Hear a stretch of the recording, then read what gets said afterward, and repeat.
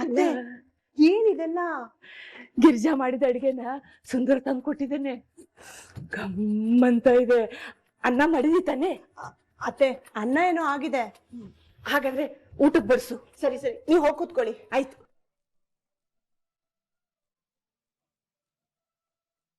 ತಗೊಂಬರಿ ಅನ್ನ ಬೇಗ. ಏನ್ ಮಾಡ್ತಿದ್ಯಾ ಇನ್ನು?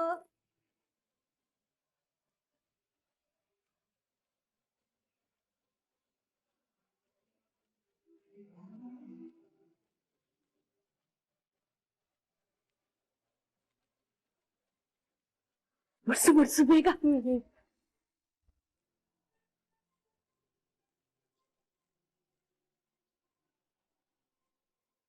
ಅವರಿಬ್ರು ಎಲ್ಲಿ? ನಿಮ್ ಮಕ್ಕಳ ಆಚೆ ಹೋಗಿದ್ದಾರೆ. ಅವ್ರು ಬರೋಷ್ಟೊತ್ತಿಗೆ ಬೇಗ ಬೇಗ ತಿಂದ್ಬಿಡ್ತೀನಿ.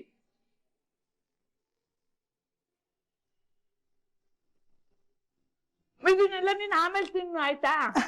ಆಯ್ತು ಅತ್ತೆ. ಅಮ್ಮ,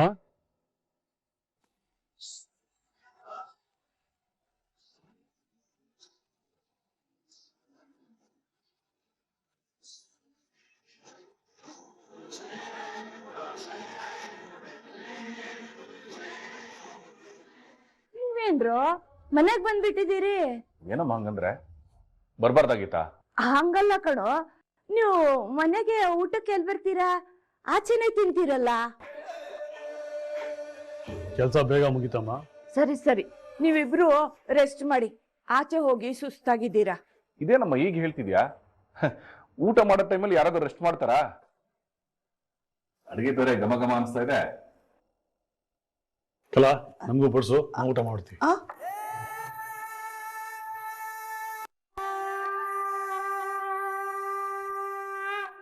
ಕಲಾ, ನೋಡ್ತಾ ಇದ್ಯಾ? ಬಡಿಸು.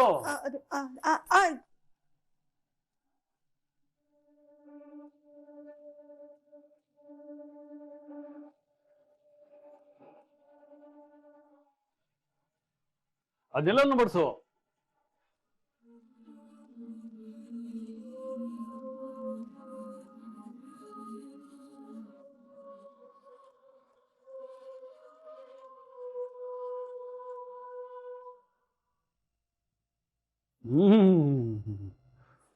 ಅದ್ಭುತ. ಅದಕ್ಕೆ ಇವತ್ತು ಅಡುಗೆ ತುಂಬಾ ಚೆನ್ನಾಗಿದೆ. ನೀವು ಮಾಡಿದ್ದ? ಟೇಸ್ಟು ಬೇರೆ ತರ ಇದೆಯಲ್ಲ? ಅದು ಇವತ್ತು ಸ್ವಲ್ಪ ಬೇರೆ ತರನೇ ಮಾಡಿದೆ. ತುಂಬಾ ಚೆನ್ನಾಗಿದೆ ಕಣೆ. ದಿನ ಇದೇ ತರ ಮಾಡಬಾರ್ದಾ? ಅಷ್ಟೊಂದ್ ಚೆನ್ನಾಗಿದೆನೋ ಸೂರ್ಯ? ಇಂಥ ಅಡಿಗೆನ ನಮ್ ಶತ್ರು ಮಾಡ್ಕೊಟ್ರು ಹಿಂದೆ ಮುಂದೆ ಯೋಚನೆ ಮಾಡಿದ್ರೆ ಕ್ಷಮಿಸ್ಬಿಡ್ತೀನಿ, ಅಷ್ಟು ಚೆನ್ನಾಗಿದೆ. ಹೌದಾ? ಹಾಗಿದ್ರೆ ಕ್ಷಮಿಸ್ಬಿಡ್ರು. ಕ್ಷಮಿಸೋದ? ಯಾರನ್ನ? ಈ ಅಡಿಗೆ ಮಾಡಿದ್ದು ನಿಮ್ ತಂಗಿ ಗಿರಿಜಾ ಕಣೋ.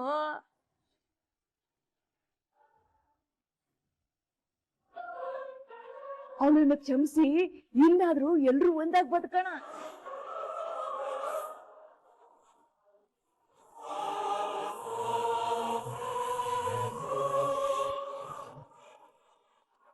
ಏನು?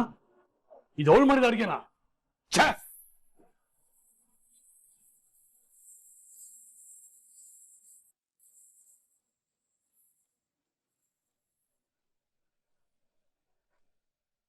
ರಿಲ್ಯಾಕ್ಸ್ ಚಿನ್ನು, ಯಾಕೆ ಇಷ್ಟೊಂದು ತಲೆ ಕೆಡಿಸ್ಕೊಂಡಿದ್ಯಾ? ನನಗೆ ಯಾವ ಪ್ರಾಬ್ಲಮೂ ಇಲ್ಲ. I am so happy.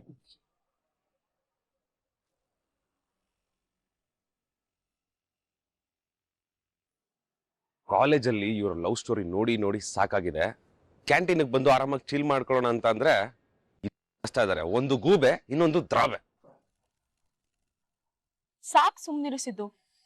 ನೀನ್ ಯಾವ ಪ್ರಾಬ್ಲಮ್ ಅಲ್ಲೂ ಸಿಗಾಕೊಂಡಿಲ್ಲ ಅಂತ ನನಗ್ ಚೆನ್ನಾಗ್ ಗೊತ್ತು. ಆದ್ರೂ ಯಾಕೆ ಇಷ್ಟ ಅವಾಯ್ಡ್ ಮಾಡ್ತಿದ್ಯಾ? ಇದು ಕರಿಬೇಕು ವಾಯ್ಸ್ ಅಂತೂ ಅಲ್ವೇ ಅಲ್ಲ. ಅವಳು ವಾಯ್ಸ್ ಅಲ್ಲ ಅಂದ್ರೆ ಸಿದ್ದು ಜೊತೆ ಕೂತಿರೋದು ಇನ್ಯಾರಿರ್ಬೋದು? ಅದು ಇಷ್ಟು ಕ್ಲೋಸ್ ಆಗಿ.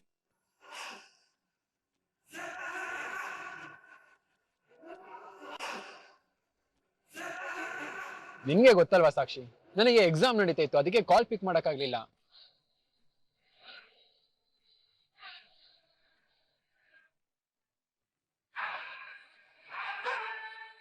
ಇವಾಗ ಎಕ್ಸಾಮ್ ಎಲ್ಲ ಮುಗೀತು, ಇನ್ಯಾವುದೇ ತಲೆ ಬಿಸಿನೂ ಇಲ್ಲ. ನಿನ್ ಜೊತೆ ನೆಮ್ಮದಿಯಾಗಿರ್ಬೋದು. ಒಂದ್ಸಲನಾದ್ರೂ ನಗ್ಬಾರ್ದ? ನಾನ್ ನಗಲ್ಲ ಕಣೋ. ಮುಂದಿನ ವಾರ ನನ್ ಬರ್ಡೇ ಅನ್ನೋದು ಮರ್ತೋಗಿದ್ಯಾ ನಿನ್ಗೆ? ಏನ್ ಹೇಳಿದೆ? ನನ್ ಬರ್ಡೇನ 5 ಸ್ಟಾರ್ ಹೋಟೆಲ್ ಅಲ್ಲಿ ಮಾಡ್ತೀನಿ, ನನ್ಗೆ ಇಷ್ಟಪಟ್ಟಿದ್ ನೆಕ್ಲೆಸ್ ಎಲ್ಲ ಕೊಡಿಸ್ತೀನಿ ಅಂತ ಹೇಳಿದೆ. ಇವಾಗ ಅದ್ರ ಬಗ್ಗೆ ಮಾತಾಡ್ತಾನೆ ಇಲ್ಲ. ಅಯ್ಯೋ, ನಿನ್ ಬರ್ತಡೇನಾ? ನಾನ್ ಮರ್ಯಾದಕ್ ಚಾನ್ಸೇ ಇಲ್ಲ ಸಾಕ್ಷಿ. ನಾನ್ ಈಗ್ಲೂ ಹೇಳ್ತೇನೆ ಕೇಳು, ನಾನ್ ಹೇಳ್ದಂಗೆ ನಿನ್ ಬರ್ತಡೇ ನಡೆಯುತ್ತೆ. ಅದಕ್ಕೆ ನನ್ ಫ್ರೆಂಡ್ ಹೇಳಿ ಎಲ್ಲ ಪ್ರಿಪರೇಷನ್ ಮಾಡ್ತೀನಿ. ಏನದು?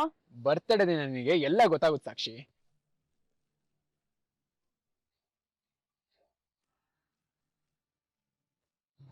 ಮಗ ಇಲ್ಲೆಲ್ಲ ಮಾಡ್ತಾ ಇದ್ಯಾ? ಲೈಟ್ ಆಗಿ ಹೊಟ್ಟೆಗೆ ಏನಾದ್ರು ಹಾಕೊಂಡು ಕ್ಲಾಸ್ ಕೊಂಡ್ ಬಾ, ಟೈಮ್ ಆಯ್ತು. ಮಗ,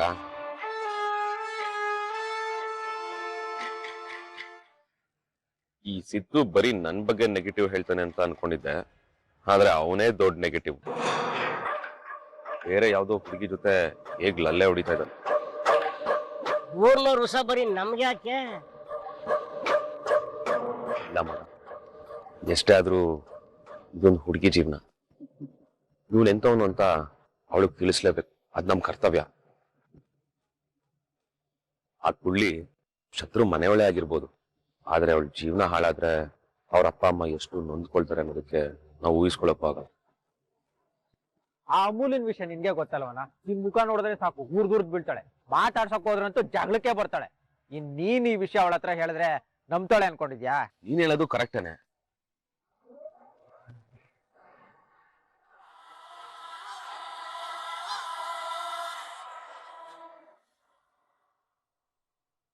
ಅರ್ಧ ಊಟಕ್ಕೆ ಕೈ ತೊಳ್ಕೊಂಡ್ ಬಿಟ್ರಲ್ಲೋ.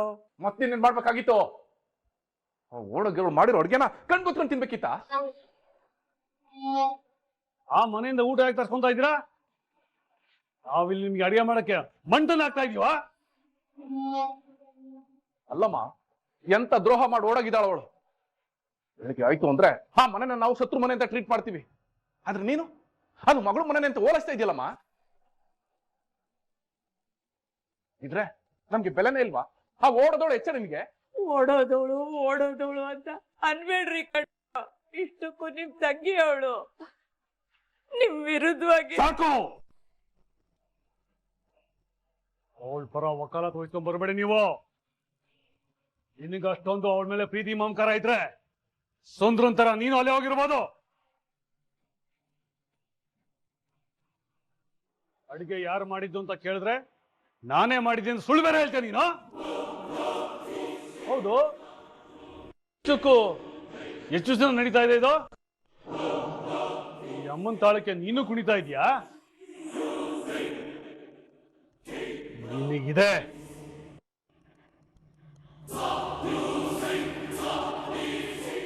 ಅಮ್ಮ, ಇದೇ ಕೊನೆ. ಇನ್ನೊಂದ್ಸರಿ ಆ ಮನೆಯಿಂದ ಊಟ ಅಲ್ಲ ಉಸಿರು ಬಂದ್ರು ನಾನು ಸುಮ್ಮನೆ ಇರೋದಿಲ್ಲ.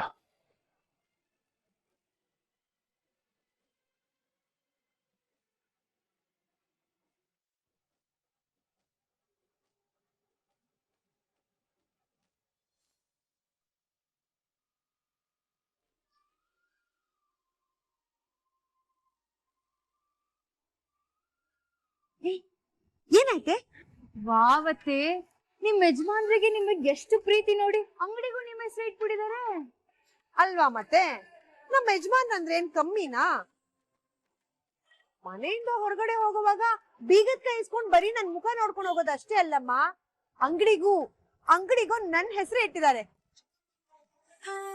ನೋಡ್ದಾ ನಮ್ಮ ಯಜಮಾನು ನನ್ನನ್ನ ಎಷ್ಟು ಪ್ರೀತಿ ಮಾಡ್ತಾರೆ ಅಂತ? ನಮ್ಮ ಯಜಮಾನ್ರು ಯಾವಾಗ್ಲೂ ಏನ್ ಹೇಳ್ತಾರೆ ಗೊತ್ತಾ?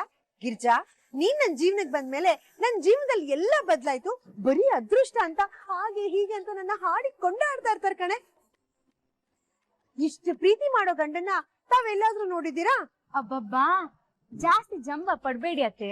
ಇನ್ ಸ್ವಲ್ಪ ವರ್ಷ ವೆಯ್ಟ್ ಮಾಡಿ, ನಮ್ ಕೇಶವನು ಹೊಸ ಸ್ಟೋರ್ ಓಪನ್ ಮಾಡಿ ಅದಕ್ಕೆ ಮೀನಾ ಸ್ಟೋರ್ ಅಂತ ಹೆಸರಿಡ್ತಾನೆ. ಅದಕ್ಕೆ ನೀವೇ ಬಂದು ಟೇಪ್ ಕಟ್ ಮಾಡಿ ಉದ್ಘಾಟನೆ ಮಾಡಿರಂತೆ. ಅಯ್ಯಯ್ಯಯ್ಯಯ್ಯ, ಅದೆಷ್ಟೇ ಆಸೆ ಇಟ್ಕೊಂಡಿದ್ಯೇ ನನ್ ಸೊಸೆ. ನೋಡ್ತಾ ಇರು, ನಿನ್ ಗಂಡ ಮೀನಾ ಸ್ಟೋರ್ಸ್ ಅಂತ ಇಡ್ತಾನೋ ಅಥವಾ ಈ ಅಮ್ಮನ್ ಮೇಲಿರೋ ಪ್ರೀತಿಗೆ ಅವನು ಗಿರ್ಜಾ ಸ್ಟೋರ್ಸ್ ಅಂತಾನೆ ಇಟ್ಬಿಡ್ತಾನೋ, ನೋಡ್ತಿರೋ.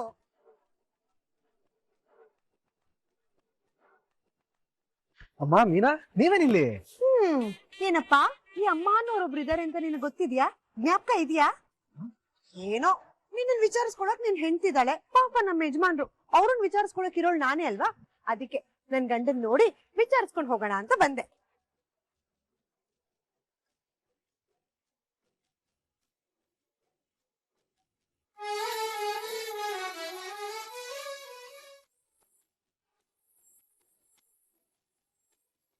ರೀ ಗಿರ್ಜಾ, ನೀನೇನಿಲ್ಲಿ? ಪರವಾಗಿಲ್ಲ ಹನುಮಂತನ, ಹೇಗಿದ್ದೀರಾ? ನಾನ್ ಫಸ್ಟ್ ಕ್ಲಾಸು. ನೀವೇನ್ ಅಂಗಡಿಲಿ ಇವತ್ತು? ಎಲ್ಲರಿಗೋಸ್ಕರ ಅಡ್ಗೆ ಮಾಡ್ಕೊಂಡ್ ಬಂದಿದ್ದೆ, ಅದಕ್ಕೆ ಊಟ ಕೊಟ್ಟು ಹೋಗೋಣ ಅಂತ ಬಂದೆ.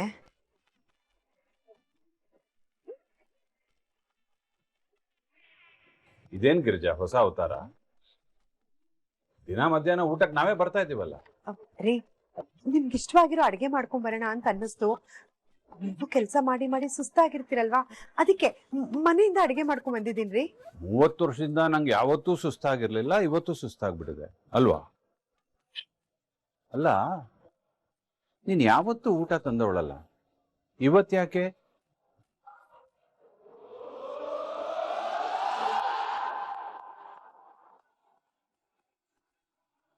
ಓ, ಈಗ ಅರ್ಥ ಆಯ್ತು. ಇವಳು ಬಂದ್ಮೇಲೆ ನೀನ್ ಯಾಕೋ ತುಂಬಾ ವಿಚಿತ್ರವಾಗಿ ಆಡ್ತಾ ಇದೀಯ. ಇವೆಲ್ಲ ಸರಿ ಇರೋದಿಲ್ಲ ಗಿರ್ಜಾ. ರೀ, ಕೋಪ ಮಾಡ್ಕೋಬೇಡ್ರಿ. ಅದೇನಂದ್ರೆ ಗಂಡನ್ ಮನ್ಸ್ ಸರಿ ಇಲ್ದೇ ಇದ್ದಾಗ ಹೆಂಡತಿ ಆದವಳು ರುಚಿ ರುಚಿಯಾಗಿ ಅಡಿಗೆ ಮಾಡ್ಕೊಂಡು ಅವ್ರ ಕೆಲ್ಸ ಮಾಡೋ ಜಾಗಕ್ಕೆ ತಗೊಂಡ್ ಹೋಗ್ ಕೊಟ್ರೆ ಗಂಡನ್ ಮನ್ಸು ಸರಿ ಹೋಗುತ್ತೆ, ಗಂಡನು ಖುಷಿಯಾಗಿರ್ತಾನೆ.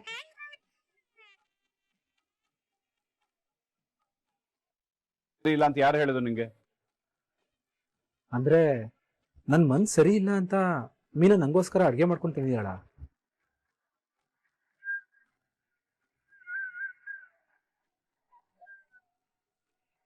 ಅಂದ ಹೆಂಡತಿ ಆದವಳಿಗೆ ಚಿಕ್ಕ ಚಿಕ್ಕ ಆಸೆ ಇರುತ್ತೆ ಕಣೋ. ಏನೋ ಗಿರಿಜಾ ಆಸೆ ಪಟ್ಟು ಅಡುಗೆ ಮಾಡ್ಕೊಂಡ್ ಬಂದಿದ್ದಾಳೆ. ನೀನ್ ಈ ಸಿಟ್ಟು ಮಾಡೋದು ಬಿಟ್ಟು ಖುಷಿ ಖುಷಿಯಾಗಿ ಊಟ ಮಾಡಿದ್ರೆ ಅವ್ರಿಗೂ ಖುಷಿ ಆಗತ್ತಪ್ಪ. ಆದ್ರೂ ಹನುಮಂತಣ್ಣ, ನಮ್ಮ ಮನೇಲಿ ನಡೀತಾ ಇರೋ ತಲಹರಟೆ ಒಂದೆರಡಲ್ಲ, ಅದಕ್ಕೆಲ್ಲ ನನ್ಸೋ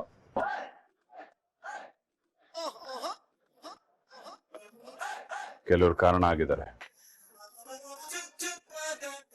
ನಂದ, ಮನೆ ಹೊಡೆಯುವಂತ ಸೊಸೆರಿರೋ ಕಾಲದಲ್ಲಿ ಖುಷಿ ಖುಷಿಯಾಗಿ ಓಡಾಡ್ಕೊಂಡಿರುವಂತ ಸೊಸೆ ಸಿಕ್ಕಿದಾಳೆ. ಅದಕ್ಕೆ ಪುಣ್ಯ ಮಾಡಿದ್ರು ಅಂತ ಅವಳು ನಿಂಗೆ ಸಿಕ್ಕಿದಾಳೆ.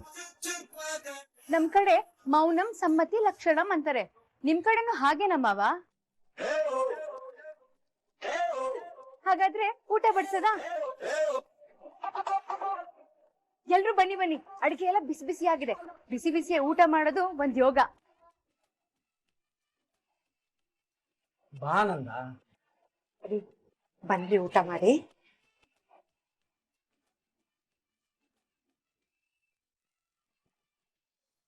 ನಮ್ ಹುಡುಗರಿಗೆ ಅಮೂಲ್ಯನ ಹತ್ರ ಹೋಗಿ ಬ್ರೈನ್ ವಾಶ್ ಮಾಡಿ ಅಂತ ಹೇಳಿದ್ದೆ. ಅವ್ರು ಮಾಡಿದ್ರೆ ಇಷ್ಟೊತ್ತಿಗೆ ಅವಳು ನನ್ನ ಹುಡ್ಕೋ ಬರ್ಬೇಕಿತ್ತಲ್ಲ.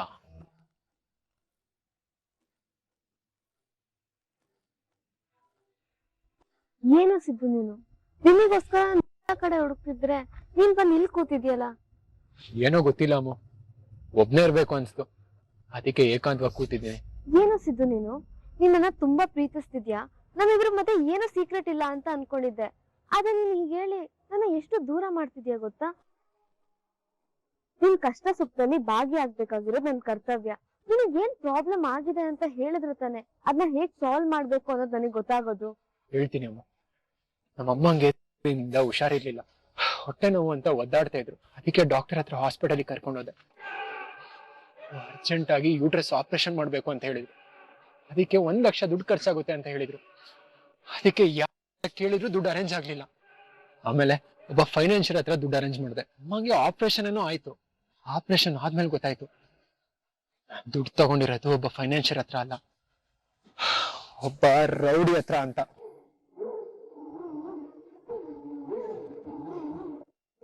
ಈಗ ರೌಡಿ 1 ಲಕ್ಷಕ್ಕೆ ಬಡ್ಡಿ, ಚಕ್ರ ಬಡ್ಡಿ, ಬಡ್ಡಿ ಅಂತ ಹೇಳಿ 2 ಲಕ್ಷ ದುಡ್ಡು ಕೊಡು ಅಂತ ಹೇಳ್ತಿದ್ದಾನೆ. ಏನು 2 ಲಕ್ಷ? ಈಗಂತೂ ಏನ್ ಮಾಡ್ಬೇಕಂತ ಗೊತ್ತಾಗ್ತಿಲ್ಲ ಅಮ್ಮ. ಈಗ ದುಡ್ಡು ಎಲ್ಲಿಂದ ಹೊಂದಿಸ್ತಿದ್ದು? ಅದೇ ಗೊತ್ತಾಗ್ತಿಲ್ಲ ಅಮ್ಮ. ನಿನಗೇನೋ ಕೇಳ್ತೀನಿ, ನೀನ್ ತಪ್ಪು ತಿಳ್ಕೊಬಾರ್ದು. ಅದೇನಂತ ಹೇಳಿಸಿದ್ದು? 2 ಲಕ್ಷ ಏನಾದ್ರೂ ಮಾಡಿ ನೀನೇ ಹೊಂದಿಸ್ಕೊಡ್ಬೋದ ಅಮ್ಮು? ಆದ್ರೆ ಅಷ್ಟು ದುಡ್ಡು ಎಲ್ಲಿಂದ ಬರ್ಬೇಕು? ನಿನ್ನ ಹತ್ರ ಅಲ್ಲ ಅಮ್ಮು, ನಿಮ್ಮ ಅಪ್ಪನ ಹತ್ರ ಹೋಗಿ ಕೇಳ್ಬೋದಲ್ವಾ? ಅಷ್ಟಕ್ಕೂ ನಿಮ್ಮ ಅಪ್ಪ ಎಷ್ಟು ದೊಡ್ಡ ಶ್ರೀಮಂತರು ಅಂತ ಇಡೀ ದೊಡ್ಡಬಳ್ಳಾಪುರಕ್ಕೆ ಗೊತ್ತು. ಹಾಗಂತ ನಾನ್ ಕೇಳಿದ ತಕ್ಷಣ 2 ಲಕ್ಷ ಕೊಡಕ್ ಅವ್ರ ಸಾಧ್ಯನೇ ಇಲ್ಲ ಸಿದ್ದು. ನನಗೆ ಅರ್ಥ ಆಗುತ್ತಮ್ಮ, ನಾನ್ ನಿನ್ ಜೀವನದಲ್ಲಿ ಏನು ಅಲ್ಲ ಅಂತ. ಏನೇನೋ ಯಾಕೋ ಮಾತಾಡ್ತಿದ್ಯಾ? ನಾವಿಬ್ರು ಪ್ರೀತಿ ಮಾಡಕ್ ಶುರು ಮಾಡ್ದಾಗಿಂದ ನಾನು ನಿನ್ನ ಹತ್ರ ಯಾವತ್ತಾರು ಏನಾದ್ರು ಕೇಳಿದ್ದೀನ ಹೇಳು? ಅಪ್ಪ ಚಿಕ್ಕಪ್ಪ ಆಸೆ ಪಟ್ಟಿದ್ದಾರೆ ಅಂತ ಚೆನ್ನಾಗಿ ಓದ್ತಾ ಇದೀಯ ಅಷ್ಟೇ. ಹತ್ಬಿಟ್ರೆ 3 ಹೊತ್ತು ಆ ವಲ್ಲಭನ್ ಜೊತೆ ಜಗಳ ಆಡ್ತಾ ಇರ್ತೀಯ.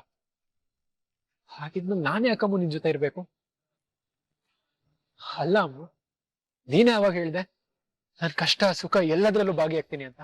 ಆದ್ರೆ ಇವಾಗ ನನಗೆ ಕಷ್ಟ ಬಂದಿದ ತಕ್ಷಣ ನೀನೇ ಮೊದ್ಲು ಓಡೋಗ್ತಿದ್ಯಲ್ಲ ಅಮ್ಮ. ಈ ಸುಖಕ್ಕೆ ನಾವ್ಯಾಕಮ್ಮ ಲವ್ ಮಾಡ್ಬೇಕು? ಒಂದ್ ಮಾತು ಹೇಳ್ತೀನಿ, ಬೇಜಾರ್ ಮಾಡ್ಕೋಬೇಡ ಅಮ್ಮ. ನೀನ್ ನನ್ನ ಲವ್ ಮಾಡ್ತಾ ಇದೀಯ ಅನ್ಕೊಂಡಿದೀಯ ಅಷ್ಟೇ. ಆದ್ರೆ ಅದು ಲವ್ ಅಲ್ಲ, ಇಟ್ಸ್ ಇನ್ಫ್ಯಾಕ್ಚುಯೇಷನ್.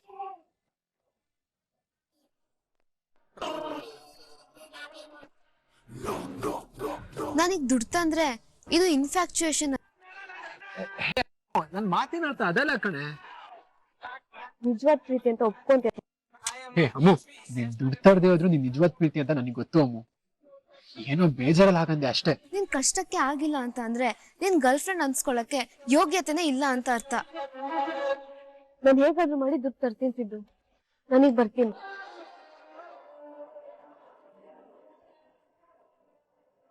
ಹನುಮಂತನ, ನೀವು ಕುತ್ಕೊಳ್ಳಿ. ಪರವಾಗಿಲ್ಲ. ಅಯ್ಯೋ ಅಂಕಲ್, ಬನ್ನಿ ಕುತ್ಕೊಳ್ಳಿ. ಯಾಕೆ ಸಂಕೋಚ?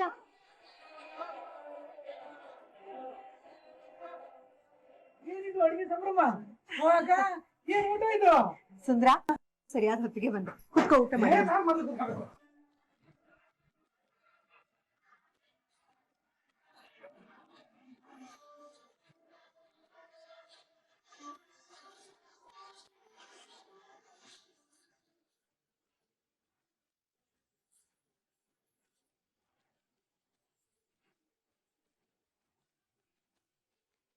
ಓಹೋ, ನಿಮ್ಗೆ ಅಮ್ಮ ಮಾಡಿರೋ ಅಡುಗೆ ಎಲ್ಲ ಹಿಡ್ಸಲ್ಲ ಅಲ್ವಾಪ್ಪ?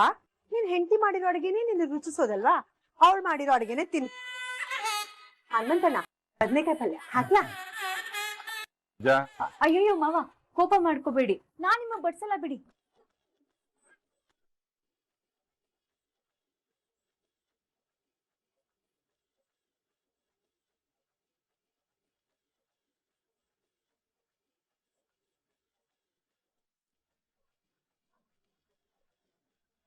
ಹನುಮಂತಣ್ಣ, ಬಾವು ಹೆಂಡತಿ ಬಾವಿಗೆ ಬಿಡಿಸ್ತಾರೆ, ಅಳಿಮೈ ಹೆಂಡತಿ ಅಳಿಮಿಗೆ ಬಿಡಿಸ್ತಾರೆ. ನಮ್ಮ ಹೆಂಡತಿ ಯಾವಾಗ ಬಿಡಿಸೋದು ದೇವ್ರು. ಇಬ್ರು ಸೇರಿ ಜಮಾಯಿಸಿ.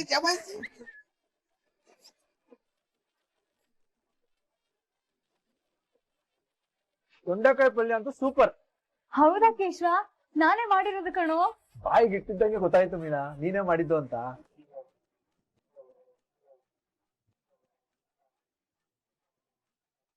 ಮೀನಾ, ನಿನ್ ಗಂಡಂಗೆ ಇನ್ನೊಂದ್ ಸ್ವಲ್ಪ ಪಲ್ಯ ಅದ್ರಲ್ಲೇ ಹೊಟ್ಟೆ ತುಂಬಿಸ್ಕೊಳ್ಳಿ.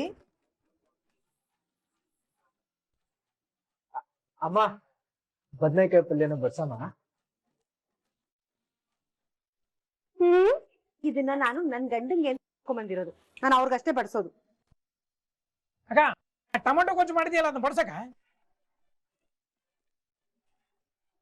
ಏ ಸುಂದ್ರ, ನಿನಗೆ ಗೊತ್ತಾಯ್ತು ನಾವ್ ಅದೇ ಗೊಜ್ಜು ಮಾಡ್ಕೊಂಡ್ ಬಂದಿದೀವಿ ಅಂತ? ಅದು ಪರಿಮಳ ಬರೋದಕ್ಕೆ ಇನ್ನು ಓಪನ್ ಮಾಡಿಲ್ಲ. ನನ್ನ ಮೂಗು ತುಂಬಾ. ಅದೇ ನೋಡಿ, ನಿಮ್ ಯಜಮಾನ್ರಿಗೆ ಗೊತ್ತಾಗದೇ ಇರೋಗೆ ನಾನ್ ಮಾಡಿರೋ ಅಡ್ಗೆನ ಬಡ್ಸಿದೀನಿ. ಅಯ್ಯಯ್ಯೋ,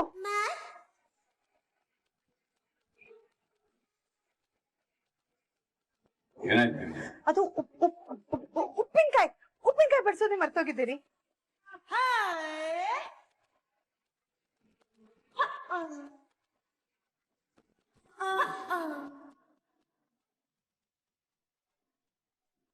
ನೀನು ನನ್ ಗಂಡ ನೆಮ್ಮದಿಯಾಗಿ ಊಟ ಮಾಡೋದು ನಿನ್ಗೆ ಇಷ್ಟ ಇಲ್ವೇನೆ? ಯಾಕೆ ಬಡಿಸ್ದೆ? ತಿಂದಿದ ತಕ್ಷಣ ಅವ್ರಿಗೆ ಗೊತ್ತಾಗ್ಬಿಡುತ್ತೆ ಕಣೆ.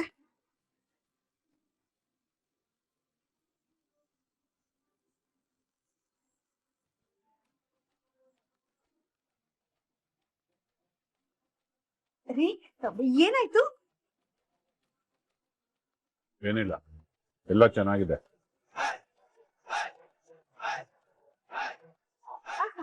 ಹೌದಾ? ಸರಿ, ತಿನ್ನಿ.